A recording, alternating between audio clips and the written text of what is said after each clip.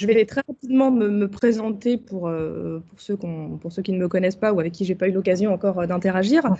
Je pratique le métier de relations presse et de relations publiques depuis 19 ans cette année à Strasbourg. D'ailleurs, ça nous a bien fait sourire ce matin quand je suis arrivée au club avec Anka de se remémorer quelques très anciens souvenirs. Et la particularité en fait de mon parcours, c'est que j'ai toujours évolué en agence, donc toujours aux côtés des annonceurs et jamais en intégré, ce qui a donné lieu, j'allais dire, à l'accès à différents dossiers, à différents sujets, avec une vraie appétence en ce qui me concerne pour la communication corporate, la communication B2B, la communication institutionnelle. Je vous expliquerai après pourquoi. C'est ce qui fait la différence, j'allais dire, dans notre secteur, dans notre pratique, suivant les sujets sur lesquels vous êtes amené à travailler sur des marques de mode, de luxe, de beauté, ne requiert pas tout à fait les mêmes codes qu'on peut déployer dans d'autres disciplines. Alors, j'imagine que vous voyez tous mon écran. Alors, je vais faire quelques généralités en fait sur les relations presse et c'est loin de moi l'idée de vouloir faire un cours magistral, surtout pas. Et j'aimerais bien en tout cas que cette séance soit dynamique et qu'on puisse échanger, c'est vraiment le but. Quelques généralités sur les relations presse. Pourquoi? Parce que je me rends compte, même au bout de 19 ans, que c'est souvent un peu une nébuleuse, que ce soit du côté des agences ou des annonceurs, même des DIRCOM. Il y a souvent cette envie d'activer des leviers de relations presse, mais sans nécessairement savoir à quel moment, pour raconter quoi, avec qui, etc. Et donc, c'est vrai que très souvent, il y a d'abord un travail un peu d'évangélisation à faire avec les publics qui gravitent autour de nous pour expliquer ce que c'est. Alors, en premier lieu, bien évidemment, j'allais dire, on peut reconnaître ce que sont les relations presse, ne serait-ce que par leur nom. J'allais dire, tout est dans le nom. C'est un travail de relation. On travaille avec deux publics qui sont à la fois le client, donneur d'ordre, et les journalistes, que je place, en tout cas moi, au même niveau d'importance et d'écoute. Et ce qui fait un petit peu la particularité de ce levier, c'est qu'on est vraiment dans le registre de l'information et pas du tout de la communication au sens publicitaire, au sens promotionnel, au sens marketing du terme. Ça reste évidemment un métier de spécialiste et quelles que soient, j'allais dire, les étiquettes ou les clichés qui peuvent coller un peu à ce métier, il ne suffit pas d'être gentil, d'être aimable, d'être souriante, d'aller boire des cafés avec des journalistes. Malheureusement, ça ne suffit pas, même si évidemment, c'est toujours mieux d'être agréable et d'être souriant, ça permet d'appréhender les choses plus positivement. Mais c'est un vrai métier d'expertise, surtout quand on rentre dans des sujets qui deviennent, ma foi, un petit peu techniques ou un peu plus complexes. C'est un exercice qui est structuré et rigoureux, j'y reviendrai tout à l'heure. Très souvent, la première chose qu'on me dit, c'est qu'est-ce qu'on fait? On fait un communiqué de presse ou un dossier de presse? Avant même de s'être posé la question, est-ce que c'est légitime de prendre la parole? Est-ce que c'est légitime d'aller toquer à la porte des médias pour leur proposer une information? Souvent, on se rend compte que non, c'est pas le bon moment ou alors c'est pas le bon message. Tout ça aussi, on le déroulera tout à l'heure. Et en dernier lieu, et ça rejoint ce que je disais en introduction sur cette notion de relation presse, c'est que ce métier, je m'en rends compte tous les jours. Il n'y a pas une journée qui passe, déjà qui se ressemblent, mais qui se ressemblent au niveau des problématiques ou des difficultés ou des contraintes qu'on peut rencontrer, c'est que ce n'est pas une science exacte. Et pour les 2-3 élèves qui sont là aujourd'hui et que j'ai eu l'occasion d'avoir en cours les années précédentes, je pense que vous m'avez souvent entendu vous répéter ça. On est dans un registre en fait où rien n'est jamais acquis. La vérité d'aujourd'hui, ce n'est pas forcément celle de demain, et un journaliste qui peut intéresser par un sujet aujourd'hui ne le sera pas forcément demain. Et inversement. Voilà. Donc on est sans cesse, en tout cas, dans la remise en question et dans la reconfrontation de ce qu'on peut proposer.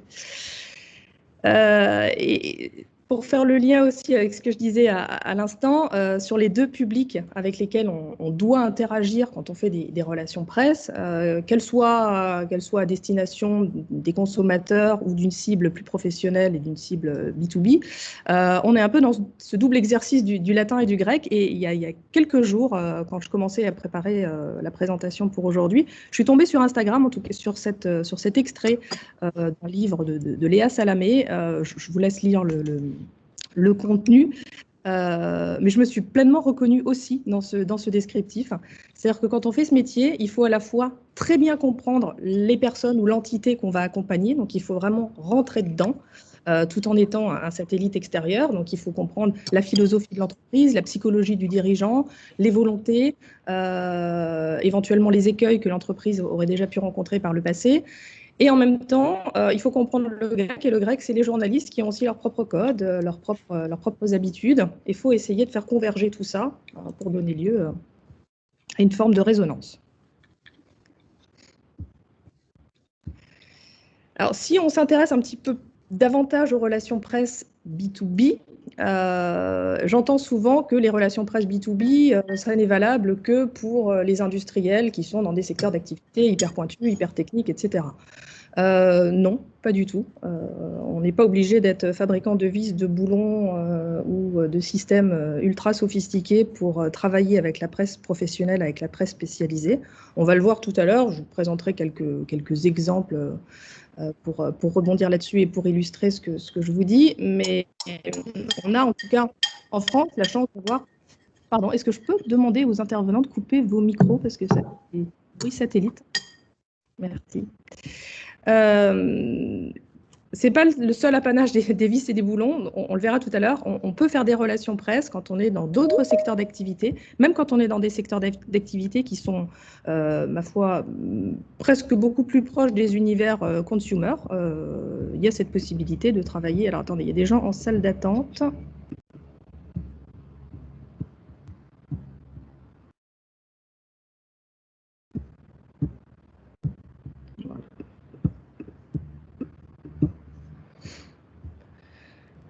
Ça ne se réfère pas non plus uniquement à la phase de lancement produit. C'est vrai que très souvent, on pense à relations presse lorsqu'il y a une actu produit à valoriser, lorsqu'un industriel innove, lance un nouveau produit, un nouveau service, etc. On peut s'appuyer sur d'autres leviers qu'on verra tout à l'heure aussi, qui peuvent nous permettre d'interagir avec la presse spécialisée, la presse professionnelle, et on va voir aussi tout de suite après qui est cette presse professionnelle et cette presse spécialisée. Et pour illustrer, alors ça c'est plus du ressort aussi de l'anecdote, il existe de la presse spécialisée dans à peu près tous les secteurs d'activité. Et c'est vraiment en guise d'anecdote que je vous ai mis deux couvertures de magazines. Il existe une presse spécialisée à destination du monde de la nuit, du monde des barman, la presse spécialisée à destination de l'agriculture, mais vraiment dans une niche pour les producteurs de pommes de terre. Bon, ce pas des supports avec lesquels j'ai l'habitude de travailler, mais en tout cas, ils existent dans le paysage médiatique. Et selon les secteurs d'activité des entreprises, ça peut être intéressant de communiquer avec ces médias. Alors, à qui est-ce qu'on s'adresse quand on fait des relations presse B2B? Par définition, on ne s'adresse pas nécessairement au grand public parce que c'est une presse qui n'est pas accessible. C'est-à-dire que si vous allez au kiosque du coin acheter votre PQR ou votre presse Natio, c'est pas de la presse auquel vous allez avoir accès facilement. Elle peut sembler être moins connue, mais elle est néanmoins lue. Et c'est une presse qui a beaucoup d'influence en matière de prescription inter-entreprise, interprofessionnelle. Elle est rédigée très souvent par des journalistes experts qui sont très souvent d'anciens professionnels du secteur pour lequel ils écrivent aujourd'hui. On rencontre souvent ce type de profil dans toute la presse B2B liée au secteur de la santé, de la médecine, etc., de la recherche. Ce sont souvent d'anciens chercheurs, d'anciens médecins qui se sont reconvertis dans le journalisme. Donc ce sont des gens qu'on a en face de nous qui ont un certain calibre et à qui il faut apporter un message à la fois qui soit évidemment... j'allais dire, qui soit juste, mais qui soit fondé, et auquel il faut apporter aussi une certaine forme de crédibilité, parce qu'ils vont assez rapidement, en tout cas, sinon, pointer les dysfonctionnements ou les quelques incohérences qu'il peut y avoir. Par conséquent, c'est des gens qui vont avoir un niveau d'attente et d'exigence qui est supérieur très souvent aux autres journalistes, parce qu'ils connaissent très bien le métier que vous représentez, enfin, en tout cas que l'entreprise représente, et ils ont et on le sent tout de suite dans le niveau d'interaction qu'ils vont avoir. Ils ont des questions qui sont très techniques, très pointues.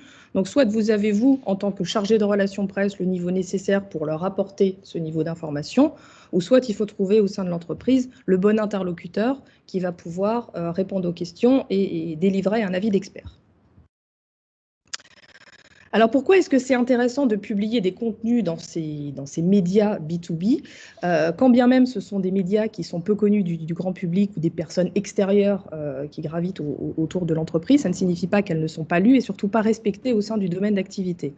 Ça a un vrai pouvoir de prescription et de reconnaissance au sein même de l'écosystème de l'entreprise, et c'est pourquoi aujourd'hui les entreprises qui font des relations presse B2B l'ont bien compris, que ça permet de générer, de capitaliser sur des contacts qui sont souvent plus qualifiés aussi, et ça fait partie de la relation qu'on peut avoir avec les journalistes B2B, que je jugerais, j'allais dire, d'un petit peu moins éphémère qu'avec d'autres journalistes de la presse traditionnelle ou de la presse grand public. On arrive à tisser des liens qui sont souvent plus fins, plus qualitatifs. En général, ils suivent et ils attendent les actus des entreprises. Alors évidemment, si tant est qu'elles soient distillées et envoyées à bon escient et pas à chaque fois qu'on change une ampoule dans une entreprise. Mais il y a une forme de proximité qui s'installe avec eux qui n'est pas inintéressante dans notre relation, enfin, du point de vue des relations presse. C'est pas inintéressant de pouvoir capitaliser sur ce capital confiance qui se développe avec ces journalistes. Alors, quand on fait des RP B2B, qu'est-ce qu'on peut proposer comme type de contenu ? Il faut évidemment s'assurer d'abord d'être une source crédible et fiable, qui peut contribuer à la rédaction de bons articles. Vous savez que les journalistes sont submergés d'infos. En moyenne, ils reçoivent une centaine de communiqués de presse par jour. Pour la presse consumer, si je prends l'exemple de la presse féminine, par exemple, ça peut monter à 300, 400 mails par jour. Humainement, c'est strictement impossible de traiter tout ça. Donc, pour émerger parmi cette masse d'informations qu'ils reçoivent, il faut vraiment que votre message il vale le coup et qu'ils aient un intérêt à s'y intéresser et à s'y pencher. Ce n'est pas toujours le cas, quand bien même vous leur envoyez une info qui est tout à fait légitime et qui est susceptible de leur plaire.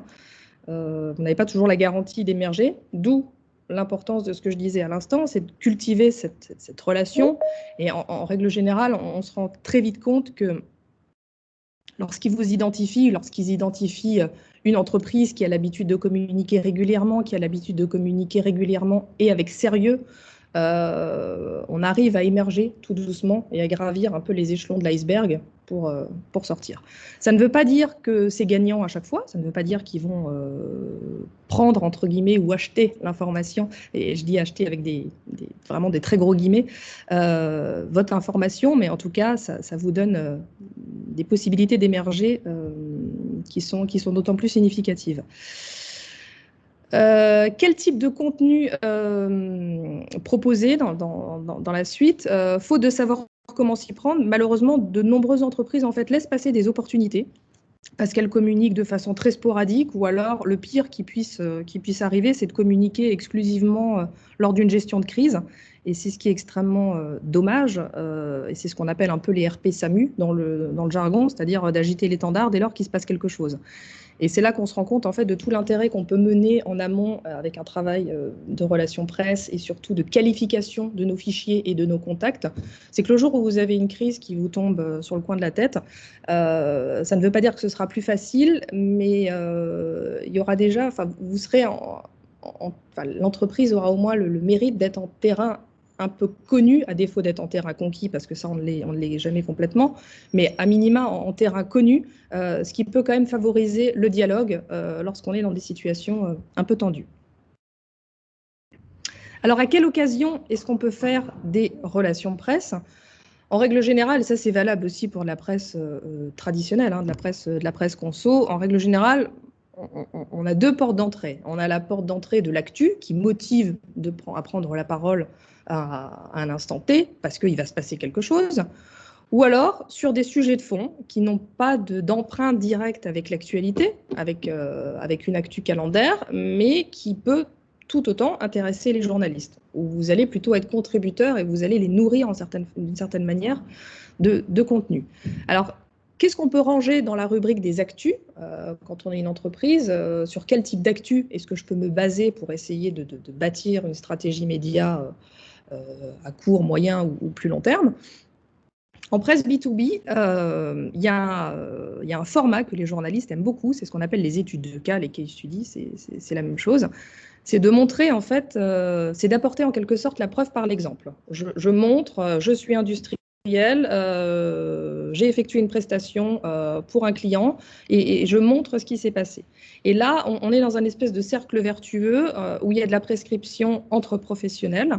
Et je vous montrerai quelques exemples tout à l'heure pour illustrer ce que je dis. Mais on apporte à la fois du discours de marque, on apporte de la crédibilité dans le secteur d'activité.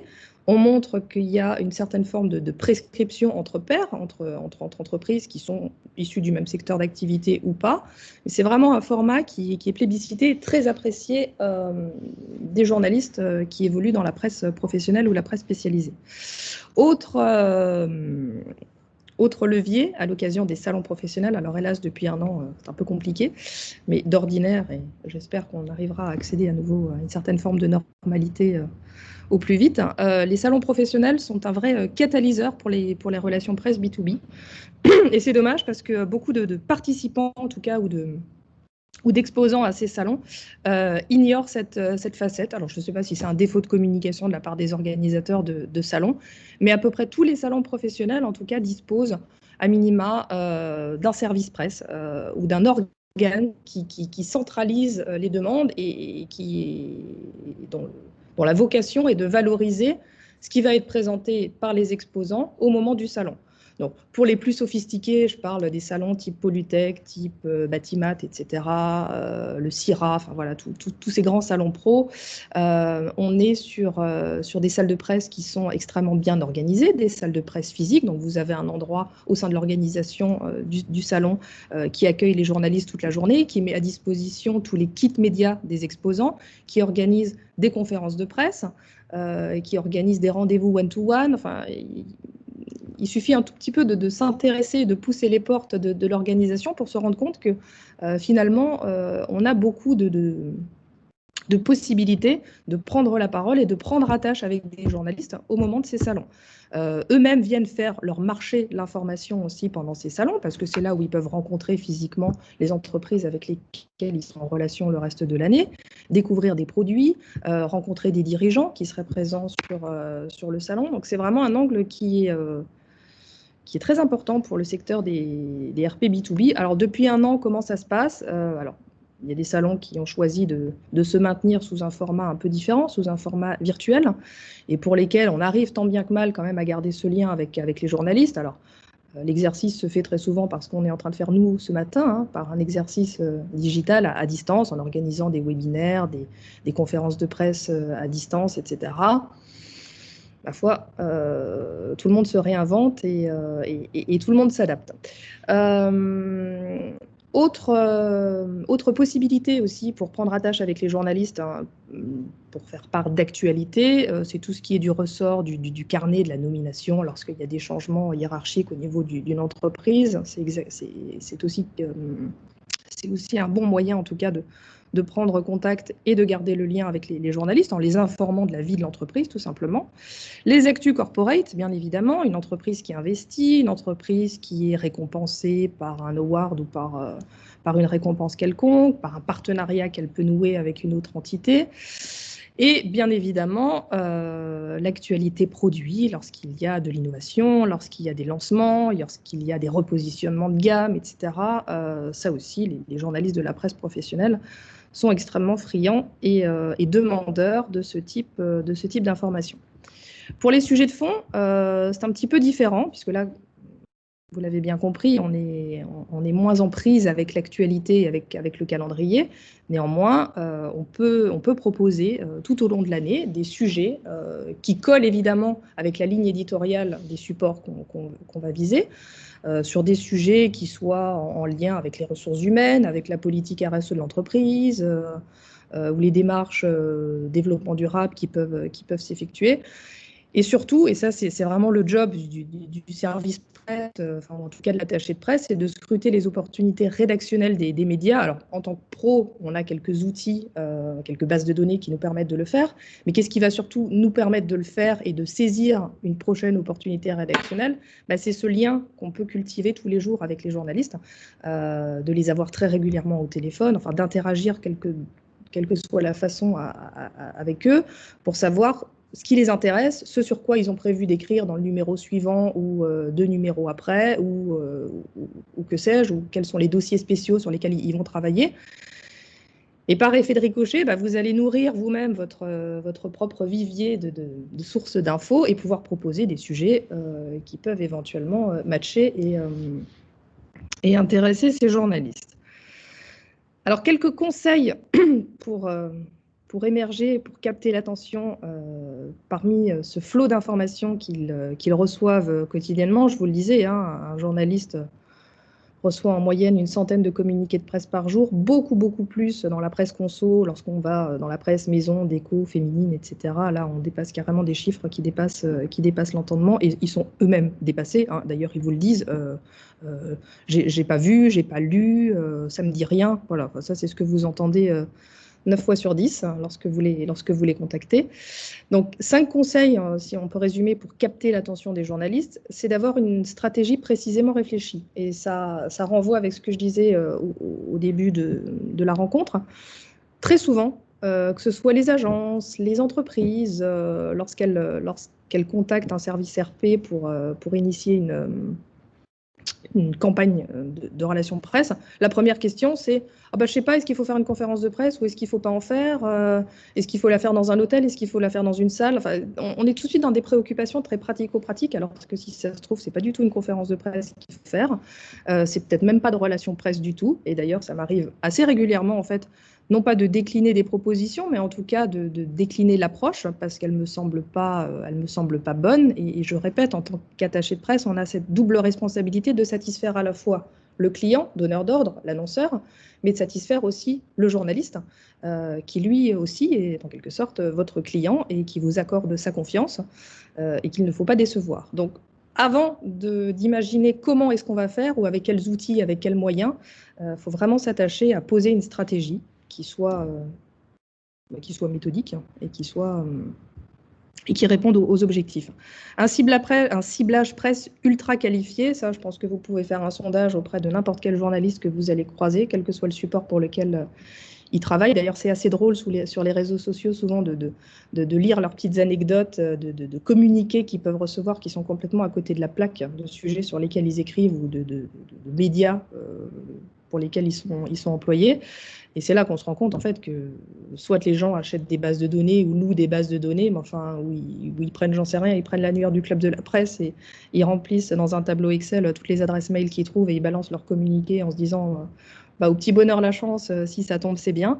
Il n'y a rien de plus qui agace en fait d'une part les journalistes, et c'est à cause de toutes ces informations qui sont mal ciblées, mal qualifiées, que la vôtre, qui malheureusement peut avoir un réel intérêt pour le support ou pour le journaliste, risque de passer à côté parce qu'il ne les voit plus au travers de la montagne d'infos qui sont complètement à côté de ce qu'ils attendent. Un bon titre, ça aussi pour les quelques étudiants qui sont là, je pense qu'ils doivent avoir quelques sueurs froides en se souvenant de ces exercices de travail sur les titres des communiqués. C'est 90% du job, de l'assurance en tout cas, d'accrocher l'intérêt d'un journaliste, c'est avec un bon titre de dossier de presse, de communiqué de presse. Donc c'est vraiment quelque chose qu'il ne faut pas négliger. En somme toute, une belle histoire à raconter. Alors même si on n'est pas dans un exercice à proprement parler de storytelling, les journalistes aiment les belles histoires d'entreprise, aiment les belles histoires d'entrepreneurs. Il ne faut pas se priver de les faire savoir. Un message concis et novateur. Ne vous forcez pas à faire des dossiers de presse qui font 15, 25 ou 30 pages. N'ayez pas le sentiment que plus vous allez en mettre Et plus vous allez intéresser les journalistes, je vous rassure, non seulement ils ne les lisent pas, et si vous avez la chance qu'ils les lisent, vos communiqués, de toute façon, ils vont les lire en diagonale. Donc, ils vont s'arrêter au titre, éventuellement au chapeau, à l'intro, et voilà. C'est de toute façon, lorsque vous allez provoquer ce deuxième contact avec eux, qui reste encore très souvent par téléphone, hein, enfin en tout cas de vive voix, que vous allez requalifier et s'assurer en tout cas que le message est bien passé. Et un petit bonus qui me fait toujours sourire, mais pareil, que je constate tous les jours depuis 19 ans, c'est que si on ne vous laisse pas rentrer par la fenêtre, eh ben, essayez de rentrer ailleurs, essayez de rentrer par la porte, et inversement, si on ne vous laisse pas rentrer par la porte, essayez de rentrer par la fenêtre. Mais ne vous arrêtez pas en tout cas à une non-réponse, parce qu'une non-réponse ne veut pas nécessairement dire que le journaliste n'est pas intéressé. Ça veut peut-être tout simplement dire qu'il n'a pas vu votre info. Ne vous heurtez pas non plus tout simplement à un non ou à un refus de la part du journaliste, parce que peut-être que ça ne l'intéresse pas lui, mais ça peut peut-être intéresser un de ses collègues au sein de la rédaction.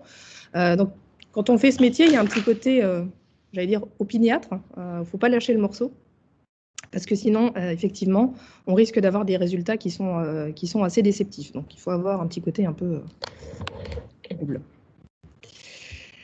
Autre apanage aussi que j'entends très souvent dans l'univers des relations presse B2B, ça ne marche que sous le prisme de l'achat d'espace ou du chantage pub.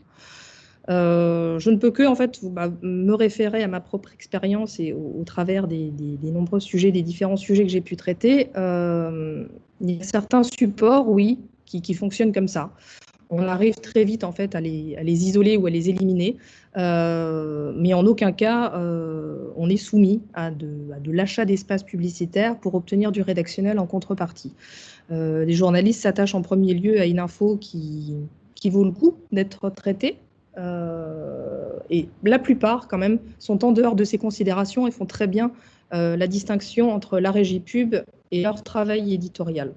Donc, je ne partage pas, en tout cas, cette espèce de cliché qui colle à la peau des relations presse B2B. On arrive à obtenir de très bons résultats, à obtenir de très belles retombées, même en nombre, sans pour autant avoir un plan marketing ou un plan d'achat d'espace à côté qui nécessite d'investir des milliers d'euros chaque année dans l'achat d'espace publicitaire.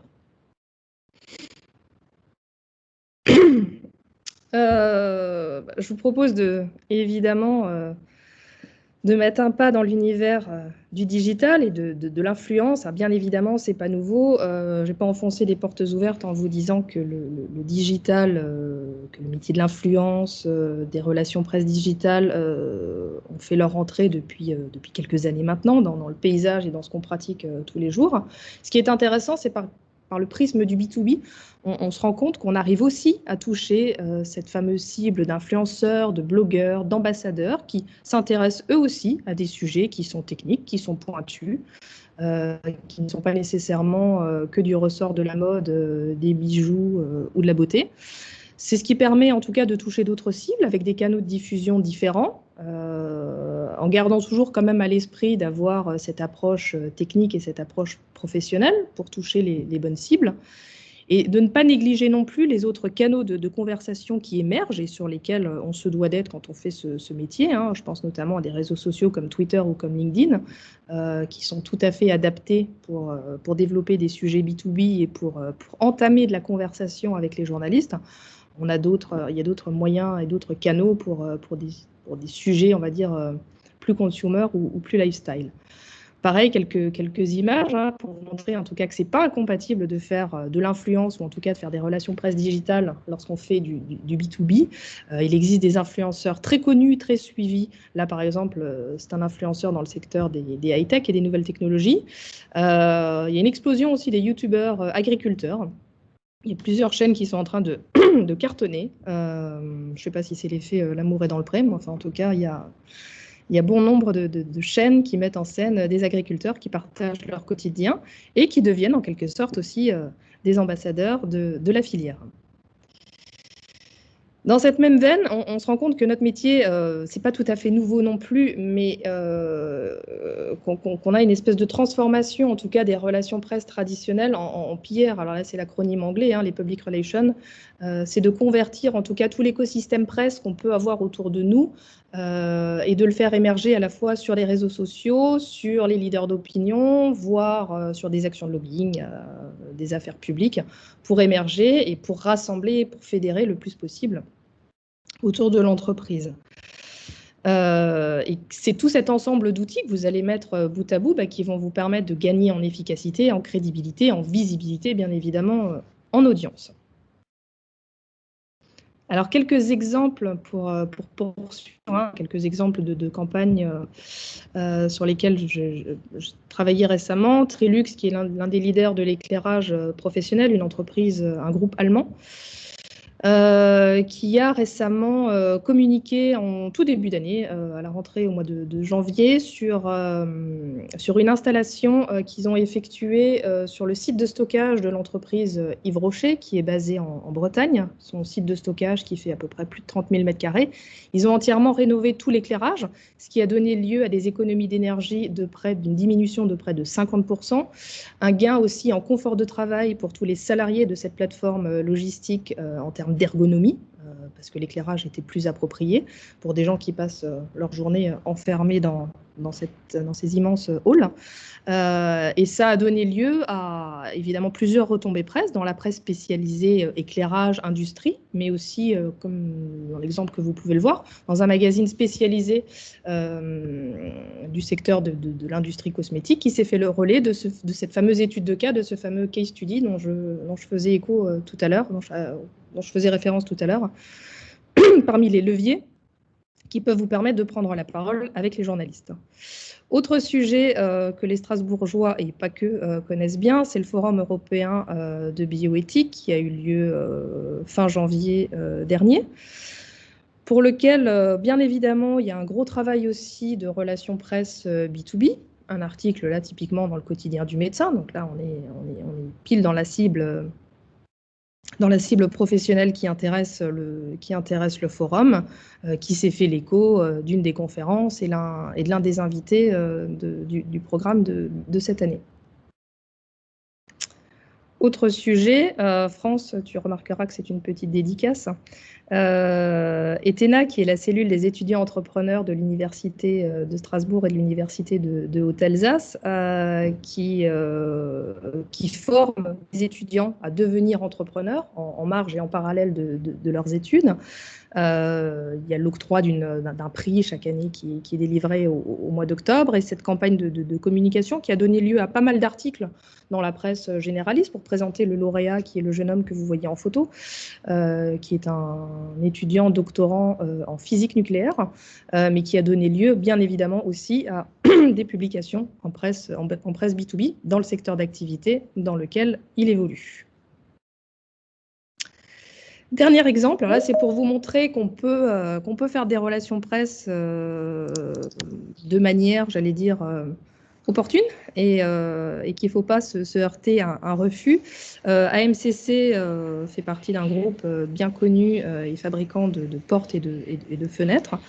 Et je vous ai mis un petit screenshot d'une sollicitation récente d'une journaliste de la presse B2B, hein, Store et Fermeture, qui est un des magazines de référence dans ce secteur d'activité, qui prévoyait en tout cas de présenter des nouveautés et qui demandait quelles étaient les nouveautés pour ce fabricant et pour cette entreprise. Alors il se trouve que des nouveautés, là, au moment où elle a formulé la demande, il n'y en avait pas, puisque comme vous le voyez, elle l'a elle-même indiqué en gras et en rouge dans son mail. Sa deadline était le 8 mars. Il se trouve que les lancements produits ou les présentations de gamme vont intervenir un petit peu plus tard dans l'année. Donc au moment où elle a formulé sa demande, je ne sais plus quand c'était, mi-février ou fin février, elle n'avait rien à lui proposer. Alors ça aurait été dommage en tout cas de se priver d'une opportunité rédactionnelle. Donc n'ayant rien à lui proposer qui colle à sa demande, quelle a été l'alternative qu'on peut proposer? C'est de proposer une interview avec un porte-parole de l'entreprise pour apporter un éclairage sur la santé du marché, puisqu'elle le dit elle-même, ce sera un des angles de son papier. Et quand bien même ce n'était pas sa demande initiale, puisqu'elle était plutôt en recherche de nouveautés produits, elle a été tout de suite intéressée et tout de suite preneuse, en tout cas, d'une interview one-to-one avec l'un des porte-paroles de l'entreprise pour faire un éclairage différent, en tout cas, dans son papier et apporter une dimension différente à celle qu'elle avait à l'esprit au départ. Alors, ça aussi, c'est une question qui est très récurrente, c'est comment est-ce qu'on mesure les actions en relation presse, quel est le fameux ROI de nos actions RP. On peut en imaginer plusieurs, et c'est un exercice auquel qu'on pratique aussi chaque fois en fin d'année, lorsqu'on travaille sur des bilans, des campagnes. Ça vaut pour les actions qu'on mène en général sur des durées assez longues, sur des accompagnements annuels d'entreprises. On définit tout un tas de KPI, tout un tas d'indicateurs qui vont nous permettre déjà de mesurer nos actions d'une année sur l'autre, si on a l'antériorité qui nous permet de le faire. En règle générale, on peut imaginer deux indicateurs, un prisme qualitatif et un prisme plus quantitatif.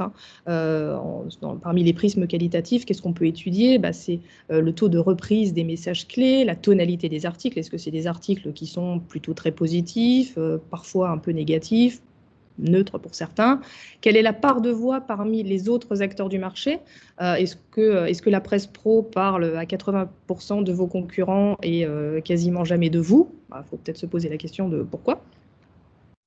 Et on peut adosser à ça aussi tout un tas d'indicateurs quantitatifs. C'est difficile de dresser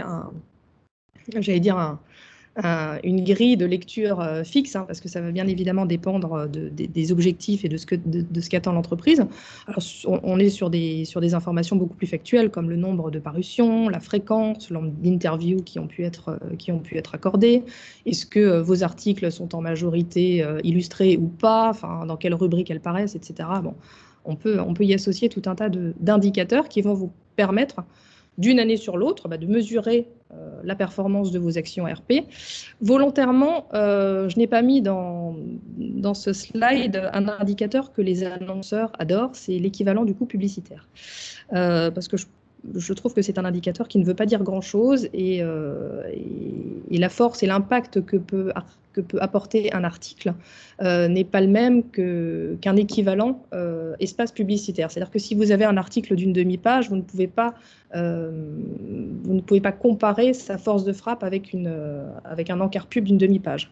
Je vous mets au défi de me citer quelqu'un qui vous ressort, à moins que ce soit une pub vraiment impactante, et tout le monde n'est pas Benetton ou Coca-Cola, de se souvenir d'une pub dans un magazine, contrairement à un article qui aurait pu être négatif ou pas, on s'en fiche, mais en général, les entreprises gardent plus en mémoire les productions des journalistes que les équivalents espaces pub. Donc c'est pour ça que mesurer ces indicateurs-là, je trouve que ça n'a pas grand intérêt et à part faire plaisir aux DIRCOM ou aux directeurs marketing de se rendre compte qu'ils ont eu 150 000 € d'équivalent d'espace publicitaire alors que leur campagne IRP leur a coûté 10 fois moins, parce que vous le savez très bien, les actions de relations presse sont en général moins chères que des actions d'achat d'espace.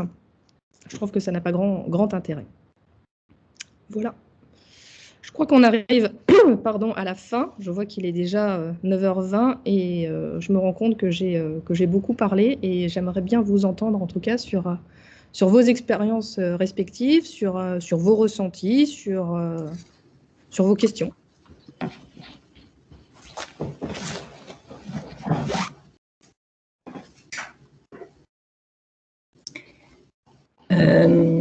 Sabrina? Oui. Franche, est-ce que tu veux dire? Oui, je peux bien sûr. Donc, effectivement, moi, je suis responsable communication chez Connectus. C'est une société d'accélération de transfert de technologie. Donc, en gros, on détecte les inventions qui naissent dans les laboratoires de recherche publique et on essaye de les transformer, de les maturer technologiquement pour en faire des produits ou des services innovants qui qui aboutissent sur le marché et qui sont donc ensuite industrialisés, commercialisés et diffusés dans toute la société. Donc, contexte B2B clairement pour nous, puisque nos cibles sont les chercheurs, les entreprises, les investisseurs, en gros. Et c'est vrai que du coup, on pratique clairement, enfin, les relations presse, pour nous, sont une pratique fondamentale. Et pour ma part, avec mon parcours de 30 ans dans la communication, j'avoue que je suis une fervente convaincue des relations presse. C'est un bénéfice inestimable rapporté à l'investissement déjà en termes budgétaires, mais aussi à la crédibilité. Pour moi, c'est vraiment très important dans un contexte B2B. C'est un peu ce qu'évoquait Sabrina à l'instant, c'est-à-dire qu'un article qui paraît, même s'il est de petite taille, il y aura toujours, à mon sens, beaucoup plus d'écho et d'impact en termes de crédibilité de message qu'un public rédactionnel ou n'importe quelle pub, la plus sexy soit-elle. Donc, ça fait quand même longtemps maintenant que j'utilise les relations presse dans mes fonctions et j'ai beau être ces dernières années dans des structures avec des positionnements quand même très très pointus sur des segments thématiques, sectorielles très pointus, ça garde la même efficacité. C'est quelque chose pour lequel je me battrai toujours, en tout cas si je devais faire des choix dans mes actions à l'année. Et je trouve que c'est important aussi, et là je le dis sans parti pris pour Sabrina, puisqu'on ne travaille pas ensemble, Sabrina, directement, parfois indirectement par le biais de partenariats. Mais je pense que c'est vraiment important aussi de confier ça à des gens dont c'est le métier, parce que aller en direct, gérer du journaliste, ça devient vraiment de plus en plus compliqué. Faut vraiment avoir des occasions de rencontres. Ça devient encore plus compliqué au vu du contexte Covid, etc. Je pense que c'est un vrai métier. Faut accepter que l'expertise, c'est pas forcément chez nous. Et puis ça prend beaucoup de temps. Moi, je suis toujours assez admirative des attachés de presse en général, parce que je trouve que c'est un vrai job de ténacité, faut du courage pour essayer de faire la différence, pour déjà essayer d'avoir le journaliste en ligne. Ça, personnellement, moi, je me vois pas le faire. Je me vois pas le faire et je pense que voilà, mes priorités sont ailleurs, et c'est vrai que je confie bien volontiers tout ce travail de networking et puis de relance et puis d'identification d'opportunités éditoriales à un partenaire effectivement externe en relations presse. Mais pour ma part, en tout cas, le bilan est totalement positif. On a vraiment...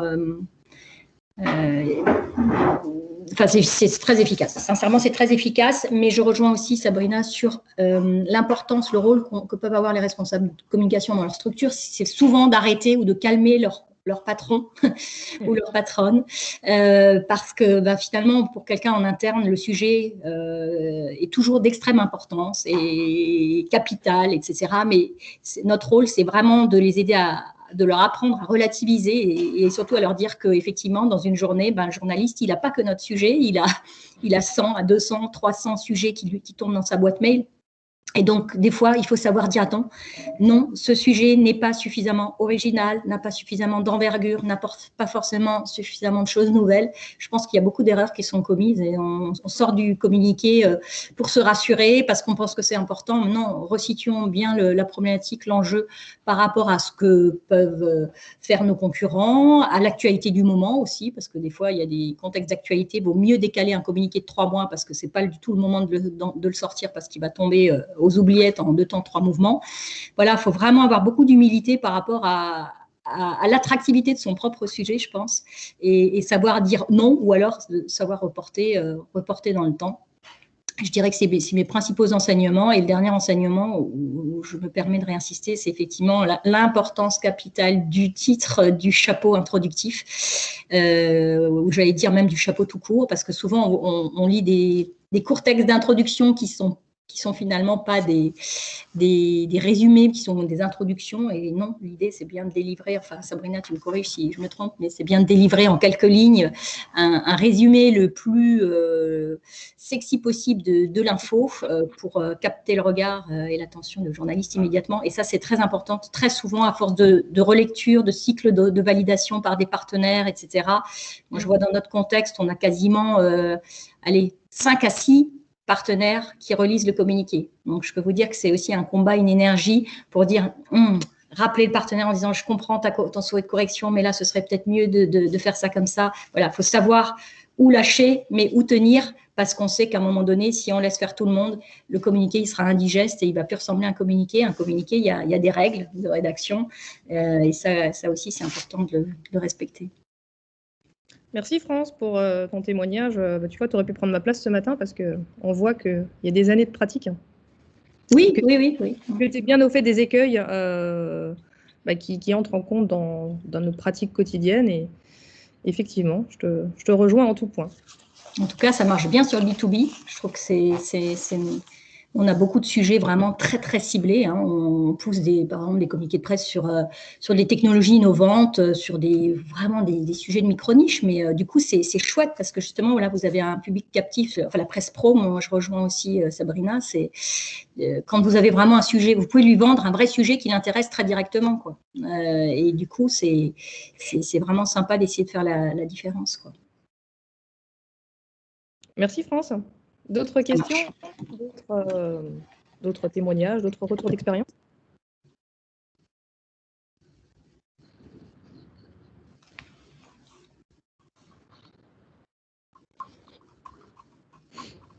Eh bien, si pas d'autres questions, je vous propose pour celles et ceux qui ont envie de rester en contact, vous allez me retrouver facilement sur les différents réseaux sociaux, hein, à commencer par LinkedIn où on peut prendre attache si vous le souhaitez, pour garder le lien. Si pas d'autres questions, eh ben, je vous remercie en tout cas pour votre attention matinale, d'avoir été si nombreux